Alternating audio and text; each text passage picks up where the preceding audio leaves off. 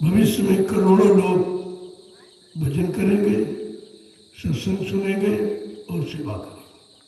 वो लाभ आपको मिलेगा क्योंकि आप जमीन तैयार आप कर रहे हैं, छोटा मोटा लाभ नहीं है। और अगर ये विद्यालय का निर्माण हुआ तो लाखों बच्चों का भविष्य बनेगा, छोटा मोटा लाभ नहीं है। आज तुमको केवल मिट्टी दिखाई दे रही है, इसके मिट्टी में कितना बड़ा राज छिपा है, कितने करोड़ लोगों का भला लाभ छिपा हुआ है। इसलिए आपको लगाया गया कि और तो कोई काम तुम्हारे बस का नहीं। भजन आप कर नहीं सकते हो क्योंकि आपका मन साथ नहीं देता, शरीर भी साथ नहीं देता और इंद्रियां भी साथ नहीं देती, तो तुम्हारे बस का नहीं भजन है। और सत्संग आपको याद नहीं, तुम्हारी इतनी याददाश्त कमजोर, याद नहीं रहता। लेकिन सेवा आप कर सकते हो क्योंकि इसमें कोई खर्च नहीं। घटना होने वाली वो रुक जाए या कम हो जाएगी।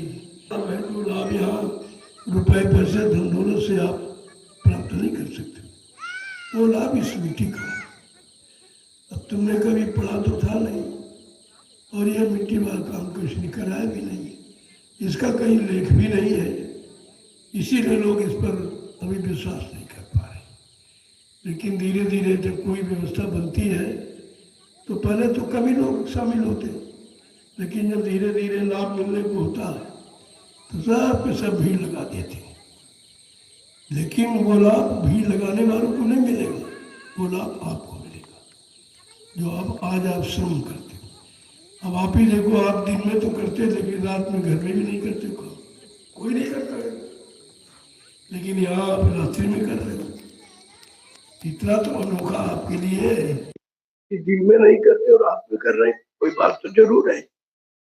अब पूछा जाए भाई क्यों करते हो, कहते आदेश मिला, हम आदेश का पालन करते हैं, बाकी हमको कुछ न चाहिए और न कोई हमारी इच्छा है, हम केवल आदेश पालन करते हैं। अब आदेश पालन करने उनकी जो मौज हो दे दे। देखो कितनी बड़ी भावना आदमी जाग गई, इसके पहले नहीं था। इस भूमि पर आते ही और परमार्थी सेवा करने में तुम्हारे विचार ही बदल गए, तुम्हारी भावनाएं बदल गई कि नहीं नहीं, हमको कुछ चाहिए नहीं, हम तो आदेश पालन करने आए। अब उनकी जो मौज होगी दे देंगे, आपको इच्छा लेके भी नहीं आ रही। कम से कम आपको विचार करना चाहिए कि ये तो भावना हमारे घर में हमारे पास नहीं थी। इतने दिन घर में काम किया, इधर उधर काम किया, नौकरी चाकरी किया, दुकान व्यापार किया, लेकिन ये भावना नहीं आई थी कि हम निस्वार्थ करें, किसी से पैसा न लें। लेकिन आज ये भावना तुम्हारे में कैसे जागी। ये है 88,000 ऋषियों की भूमि की महिमा, ये भूमि की महिमा है। ये जमीन पर आते ही विचार बदल जाते हैं। यही ऋषि मुनि महात्माओं की देन है, जो ऐसी चीज छोड़ गए हैं कि दिखाई देती नहीं है, उसका लाभ नजर आ रहा कि भाई सबके अंदर विचार कैसे बदल गए। जो बेचारे कभी डिलिया नहीं रखे थे, कभी फावड़ा नहीं पकड़ा था, तो ये परिवर्तन किससे आया? सेवा से आया। ये परिवर्तन भूमि के द्वारा। ये भूमि 88,000 ऋषियों की तपोभूमि है, वो जमीन नहीं जो सब जगह दुनिया में देख रहे हो। जमीन पूरी धरती ही है, लेकिन ये धरती कुछ अलग है, ये पुण्य पावन है। इतनी बड़ी संख्या ऋषि मुनियों की, पूरे विश्व में कहीं किसी देश में इतने ऋषि मुनि एक जगह इकट्ठे होकर कहीं तपस्या नहीं की है। वो भूमि केवल है नैमिषारण्य और कहीं नहीं। इसलिए इस भूमि का महत्व है, जो इस भूमि पर लाभ है वो हिंदुस्तान का विश्व में कहीं नहीं मिलेगा। इसलिए आपको यहाँ लगाया है। चलो किसी तरह अपना काम बना लो, और बहुत सरल है, कोई पैसा नहीं लगना है। कितने जन्मों का कर्म कर्जा लादे हो वो तुम्हारा सिर से उतर जाए। सिर पे डलिया रखने का मतलब यही है, जो पाप कर्म का बोझा सिर पर लादे हो वो कोई उतार नहीं सकता। न पूजा न पाठ न तीरथ व्रत किसी से नहीं उतर सकता, वो उतरेगा परमार्थी सेवा से। इसलिए आपको ये सेवा दी गई है और सभी प्रेमियों को इसका लाभ उठाना चाहिए। कितना भी कमजोर हो, अरे कुछ ना आए, जो डलिया डालते हैं बैठ कर उसको हाथ से लेबल करो, मिट्टी छुओ तो तुम हाथ से छूने का बड़ा लाभ है। ये तो तपोभूमि है, ये वो मिट्टी नहीं है जो आमतौर से देख रहे हो। इस भूमि पर बैठकर ऋषि मुनियों ने तपस्या की है, इस भूमि को पवित्र पावन बनाया है। आज इस भूमि का छूने का कितना बड़ा लाभ है, तो आपको बेकार नहीं बैठना चाहिए, अगर कुछ न कुछ यहाँ जरूर करो। इसलिए मैं लास्ट में बहुत कम डलियाँ बता देता हूँ, भाई जो कमज़ोर हैं तो कम से कम जो आदेश आखिर मिला वही पालन करो।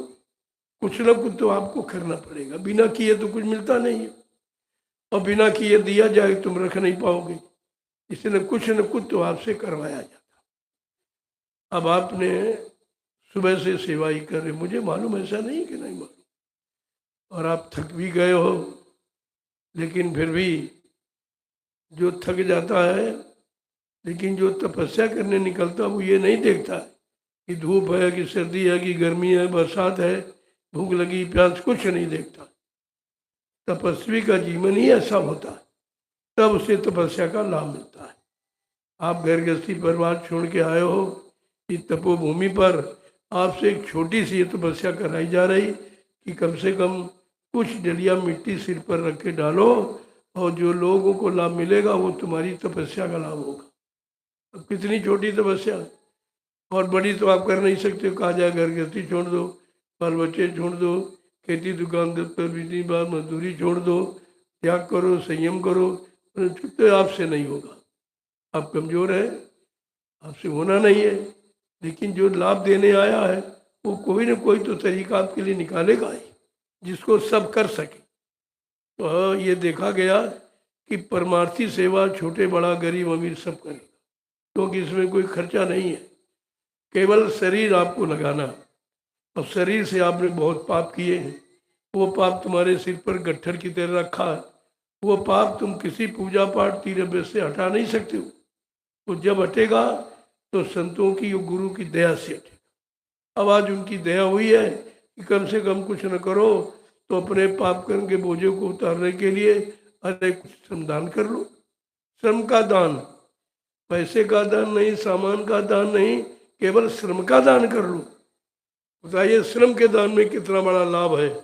जो लाभ रुपए पैसे जमीन जायदाद दान दी लोगों ने, लेकिन लाभ नहीं मिला उनको, तो आप कितने बड़े लाभ के भागीदार बन रहे हो। इसलिए इस पर किसी को आलस नहीं करना चाहिए।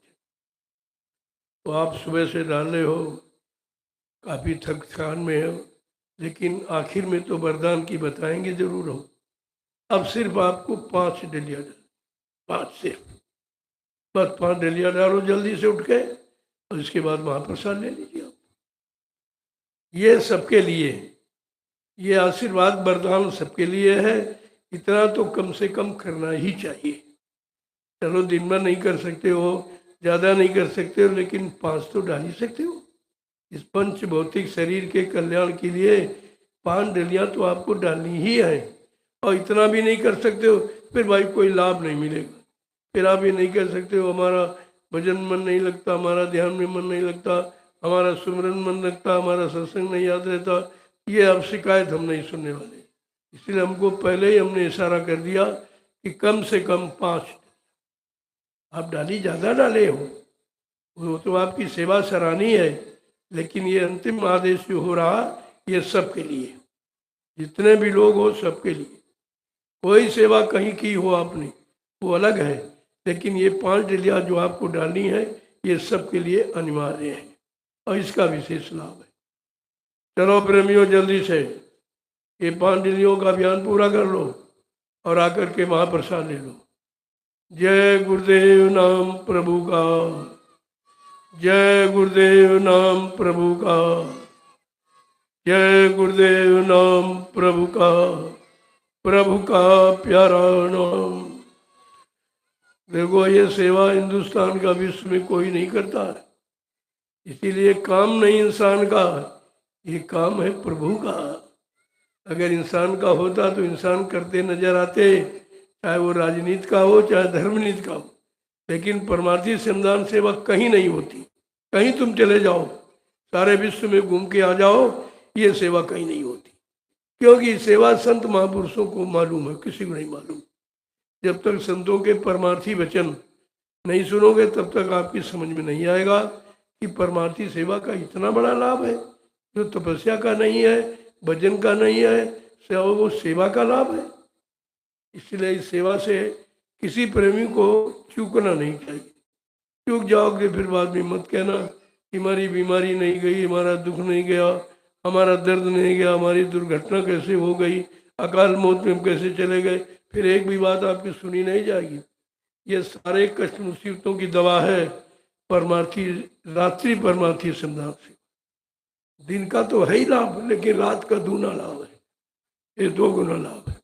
अब सोचिए आप पांडलियों का कितना बड़ा लाभ। तो कम से कम ये अंतिम डलियों में तो आपको शामिल हो जाना ही चाहिए। जितने भी प्रेमी हैं, चाहे जो सेवा करते हो, लेकिन इस 5 डलियां आपको आखिरी वाली अवश्य डालना चाहिए, इसका लाभ अलग। जोर से बोलो प्रेमियों, सब मिल बोलो, बोलना होगा अभी से बोलो। दुख दर्द हरेंगे, सब कष्ट मिटेंगे, सुख शांति भी देंगे। सबके दाता, सबके मालिक, प्रेम से बोले ये नाम नहीं इंसान का और ये काम नहीं इंसान का। ये सबसे बड़ी बात है कि कोई भी इंसान रात में नहीं काम करता। यह सेवा अपने स्वार्थ की नौकरी चाकरी की पैसा पाने वाली तो करता है, लेकिन निस्वार्थ सेवा कोई नहीं करता। जो आज आप कितनी महत्वपूर्ण है, ये तो आगे आने वाले समय में जब लोग देखेंगे तब पश्चाताप करेंगे कि हम चूक गए, हम समझ नहीं पाए, हम उनका इशारा नहीं समझ पाए। हम तो समझते थे मिट्टी ढो रहे हैं, लेकिन भाई मिट्टी नहीं है तो अपना काम बना रहे हैं। यही होता है। ऐसा कोई न कोई आदेश आपको दे दिया जाएगा जिसमें लोग शंका करें और रह जाएंगे। और जो प्रेमी शंका नहीं करता है वो अपना काम बना लेता धीरे से। उसको मालूम है कि हमारे जो भी आदेश होगा उसमें हमारा भला है। साधु से होए न कारज हानि। साधु शुद्ध महात्माओं के किसी काम, किसी आदेश, किसी वचन से हानि होनी ही नहीं है। वो लाभ के लिए ये फरमाते, क्योंकि उनका काम है, वो अपने स्वार्थ लोभ लालच के लिए, वो कोई राजपाट धन दौलत पाने के लिए नहीं आए। परमार्थ के कारण साधु धरा शरीर। परमार्थ के लिए साधु संत महात्मा मानो चोला धारण करते। जब परमार्थ के लिए आए हैं तो परमार्थ का अर्थ वही बताएंगे, परमार्थी सेवा वही कराएंगे और परमार्थी सेवा कराकर जीवों को लाभ वही दिलाएंगे। बाकी ये किसी की बस की बात नहीं, किसी को विश्वास नहीं होगा। और बिन विश्वास में कोनो सिद्धि, बिना विश्वास के कोई काम होता नहीं। देखो कितनी सरल तपस्या है, कितनी सरल पूजा है। 5 डलियां, इसमें कितना समय, क्या मेहनत लगनी है, क्या खर्चा आपका होना, कुछ लाभ कितना बड़ा है जो कहीं नहीं मिलेगा। इसलिए इस पर विशेष ध्यान किया करो कि जो आखिर में आदेश मिले कम से कम उसका तो उसको पूरा कर ही लेना चाहिए। नहीं बाद में आपको पछताना पड़ेगा। फिर हम एक भी बात सुनने वाले नहीं हैं कि मैं ये परेशानी, ये तकलीफ, ये हो गया, वो हो गया, हम भी खुश सुनने वाले। हम पहले इसीलिए सारे मर्जों की दवा बता दी आपको। रात्रि परमार्थी संधान सेवा सारे दुख तकलीफ बीमारियों की दवा है। ये समझकर आपको इसका लाभ ले लेना चाहिए। चलो प्रेमियों, जल्दी चलो, जल्दी से 5 डलियों का अभियान पूरा करो। इसके बाद आकर के महाप्रसाद ले लो। तो मजदूरी तो आपको तुरंत ही मिलती है, प्रसाद तो कोई आपको दे ही नहीं सकता, क्योंकि प्रसाद बनाना किसी को मालूम नहीं है। ये तो लाभ आपको मिलेगा ही, और जो सेवा करो उसका लाभ अलग है। ये दुगना लाभ तो आपके पास है ही, जो किसी के पास नहीं। न कोई प्रसाद देगा आपको और न कोई परमार्थी सेवा का लाभ देगा। ये दोनों चीजें आपके लिए रिजर्व रखी गई, रिजर्व, कि हमारे जीवों को लाभ कैसे मिले। हमारे जीव कमजोर बेचारे हैं, कुछ कर नहीं सकते हैं, गरीब हैं, तो उनके लिए कोई ना कोई सरल साधन रखना चाहिए। तब आपके लिए परमार्थी संधान सेवा का चुनाव किया गया, वो भी रात्रि का। रात में कोई नहीं करता, खेती दुकान वाले रात में करते खेती, कोई रात में कोई मिट्टी डालता है? आप डाल रहे हैं। यही आपको सोचना चाहिए कि कोई नहीं कर रहा, हम कर रहे हैं। तभी कहा ये काम किसका है? इंसान का नहीं, प्रभु का है। ये प्रभु की प्रेरणा हुई है, प्रभु का आदेश हुआ है, वो आप पालन कर रहे हो। ये किसी इंसान का आदेश नहीं है। ये समझकर आपको इस आदेश का पूर्णतया पालन करना चाहिए। जय गुरुदेव, नाम प्रभु का।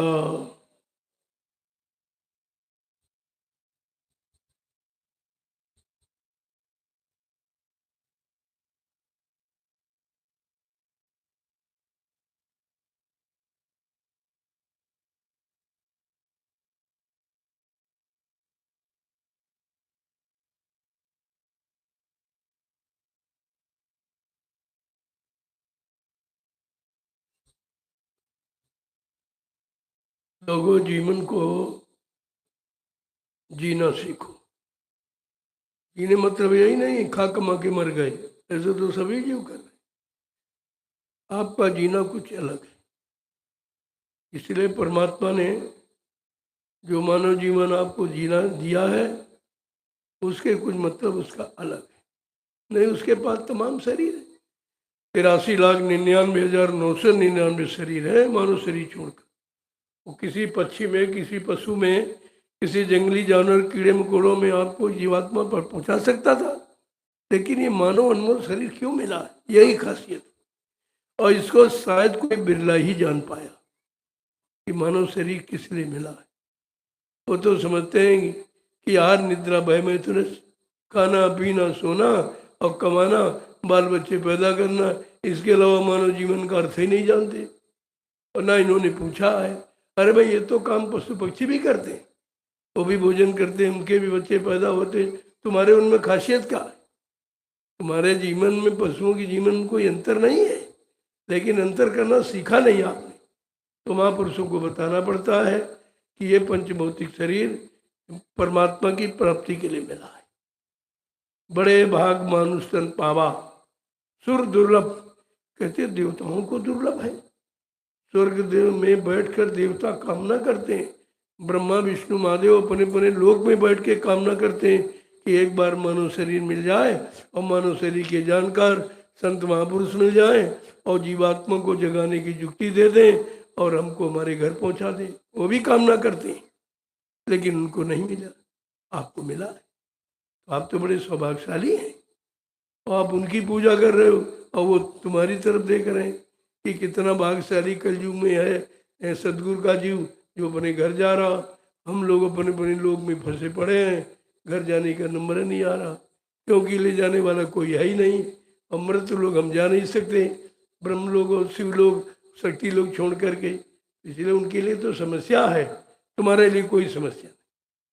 आप एक काम कर सकते हैं, आपकी जीवात्मा जाग सकती है, अपने घर जा सकती है और सत्संग सदगुरु के आदेश पालन करके तमाम अनंत जन्मों के पाप कर्मों से आपको छुट्टी भी मिल सकती है। वो सब कराने आते, उनका काम ही यही, जो किसी ने न किया हो वो काम करने आते, जो किसी ने न दिया हो वो देने आते। दोनों चीजें आपके सामने। किसी ने नाम दिया लेकिन वादा नहीं किया, नामदान तो बहुत संतों ने दिया, लेकिन ये वादा नहीं किया कि हम तुम्हारी जीवात्मा को जगा के घर पहुंचाएंगे। ये वादा केवल समर्थ मालिक का। ये आपको इस बात को ध्यान रखना चाहिए कि आपको वो अवसर मिला है, वो मालिक मिला है जो जिसने घर पहुंचाने का वादा किया है। सबसे महत्वपूर्ण बात है ये, इसको ध्यान में आपको रखना चाहिए। उसके आदेश का आप पालन करते हो।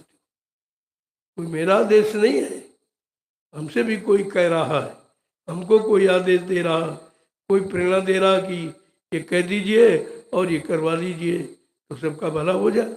तो हम भी किसी के आदेश का पालन करते हैं, और आप सबसे उसी मालिक के आदेश पालन करने की प्रार्थना करते हैं। ये बात आपको ध्यान में रखनी चाहिए। जय गुरुदेव नाम प्रभु का। चलो जल्दी चलो भाई, तेजी से ऐसे पूरा कर लो। तपस्या में कुछ कठिनाई तो होती है, और कठिनाई का नाम तपस्या है। अगर थके न होते तो तपस्या नहीं मानी जाती। वैसे तो सभी लोग कर देते, लेकिन थकावट में जो करे वो माना जाता। कि थके थे, करना मुश्किल था, फिर भी आपने किया है, ये आदेश पालन सबसे महत्वपूर्ण है और ये तपस्या सबसे कीमती है। इस बात का ध्यान रखें। इसलिए मैं जानता हूँ कि आप थक गए हो, लेकिन फिर भी मैं लास्ट में कुछ न कुछ मौका आपको देता हूँ।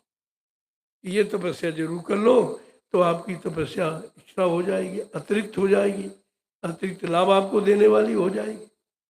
बात समझा करो आप।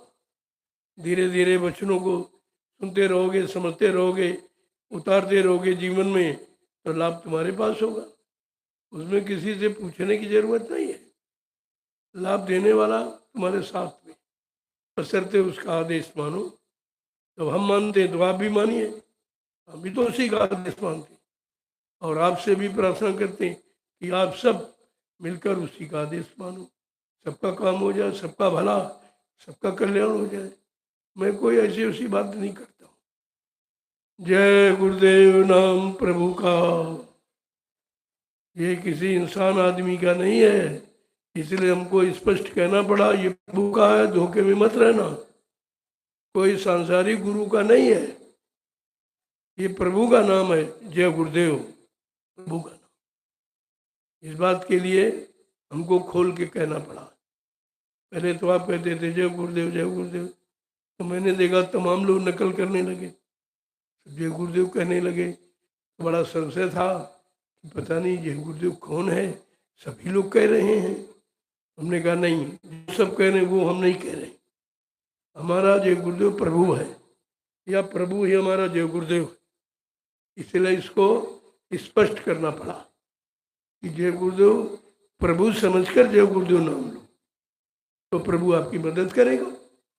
भाई हरि के 1000 नाम, करोड़ों नाम विष्णु भगवान के, अनंतों नाम परमात्मा के हैं, कोई एक नाम तो है नहीं। उन्हीं में से ये सर्वोपरि नाम है जय गुरुदेव प्रभु का। ऐसा समझकर आपको ये जानकारी कर लेनी चाहिए। इसमें कोई शंका नहीं है, नाम में कोई शंका नहीं। और जिन्होंने शंका की उनका विनाश हो गया। हरि नाम में शंका की, हिरण्यकशिप मारा गया। राम नाम में शंका की, रावण वो भी मारा गया। कृष्ण नाम में शंका की, कंस ने वो भी मारा गया। आपको शंका नहीं करनी है।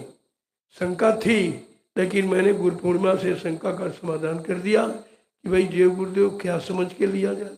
कोई देवी, कोई देवता, कोई ब्रह्मा, कोई विष्णु, कोई राम कहते नहीं, वो स्पष्ट कर दिया वो प्रभु का नाम है। और प्रभु सबका मालिक है, सारे गुलो मंडल मुकामों का प्रभु मालिक, चर अचर का सब मालिक प्रभु है। आज प्रभु का नाम आया हुआ है, लिहाजा प्रभु दे जाने की का हमारा सबका इंतजाम हो गया। जब नाम आ गया, नाम ही नौका है, उसी नाम नौका पर बैठकर हम लोग अपने घर पहुंचेंगे। अब तो हमारे लिए साधन मिल गया। जितने आए किसी ने साधन नहीं बताया था। ये तो कहा सीताराम जपो, राधा कृष्ण जपो, शिव जी का नाम लो, हनुमान का नाम लो, लेकिन ये नहीं कहा कि तुम जाओगे कैसे। किसी ने वाहन नहीं लगाया, लेकिन आज प्रभु ने वाहन लगाया है, जय गुरुदेव नाम की नौका भवसागर पार करने के लिए लगा दी कि तुम इस पर बैठो। नाव लगाई शब्द की, चढ़ बैठे। गुरु ने नाम की नौका लगा दी, कोई सूरवीर बैठेगा, ये भी है, सब नहीं बैठेंगे। अभी तो सबकी समझ में नहीं आ रहा। नाव लगाई शब्द की गुरु ने, चढ़ बैठे कोई सूरवीर बैठेगा, सब नहीं बैठेंगे। और सब बैठेंगे नहीं, सब पहुंचेंगे नहीं। और बताया सबको जा रहा, कोई ये भी नहीं कह सकता कि हमको बताया नहीं। उन्होंने अपने लोगों को बताया, और वो तो सारे हिंदुस्तान को बताया जा रहा। और 10 जुलाई 1952 से बताया जा रहा। कोई ये भी नहीं कहता कि बाबा जी ने कुछ मतभेद रखा, अब अपने चेलों को बताया, किसी को बताया नहीं, तो सबको बता रहे। कि प्रभु सबका है और सब प्रभु के हैं, इसलिए तुमको प्रभु का नाम लेना चाहिए। अगर प्रभु से मिलना है और प्रभु के घर पहुंचना है तो प्रभु का नाम लो। ये तो साफ साफ तुम्हारे लिए, इसलिए कोई शंका का विषय इसमें नहीं है। और फिर भी शंका हो जाए तो तुम्हारा दुर्भाग्य है। शंका रावण को हुई तो विनाश हो गया। शंका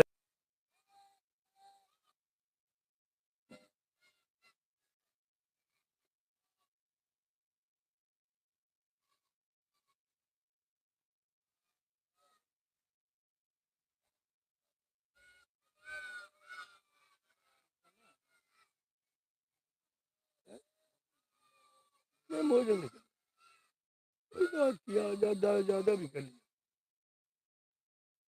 आज तो 1-1.5 रोटी तो घी से खाली बात है, नहीं तो दूध लेंगे, हल्दीराम वही लेंगे। जल्दी से पूरा कर लो, 9 बजे तक पूरा कर दो, 1 घंटे प्रसाद ले लो, 10 बजे आपको भोजन का समय आ जाएगा। सब काम समय से हो जाए, इसलिए मैं समय से ही आदेश करता हूँ कि आपका काम भी हो जाए और समय से भोजन और समय से आराम भी आपको मिल जाए। सबका ध्यान रखा जाता है, ऐसे नहीं। तो सेवा तो आपको रोज ही करनी है, ये तो सौभाग्य है जो आपके मिल गया। आगे तो लोग तरसेंगे इसी सेवा के लिए, कहेंगे हमको ऐसा विश्वास नहीं था, दूर बाबा जी ले आए हैं, वो मिट्टी ढो रहे हैं, लेकिन बाद में जब राज खुलता है, बिल बंदरों का राज खुला तो आज तुम पूजा करते उनकी। ग्वाल वालों को ही नहीं सुनकाई रीते गा रहे हैं, लेकिन काम हो जाता है। तो जिसके द्वारा काम होगा पूजा उसी की होगी। तो छोटे बड़े गरीब अमीर पढ़े लिखे अनपढ़ की बात नहीं है, जो काम करेगा उसकी पूजा, क्यों कर्म ही पूजा है। और आप वो कर्म कर रहे हो तो सारा विश्व पूजा करेगा, क्योंकि ये काम आप अपने लिए नहीं करते हो। ये जो व्यवस्था यहाँ बनेगी वो सारे देश के लिए हो, सारे देश के लिए। ये कोई एक आदमी के लिए व्यवस्था नहीं। अब समझ नहीं लोग पा रहे हैं, मैं कोई अपने लिए तो बना नहीं रहा हूँ, ये तो सबके लिए बन रहा। अगर समझो तो सबका काम हो जाए। काम तो वैसे भी होगा, लेकिन तुम्हारा नाम नहीं होगा, नाम उनका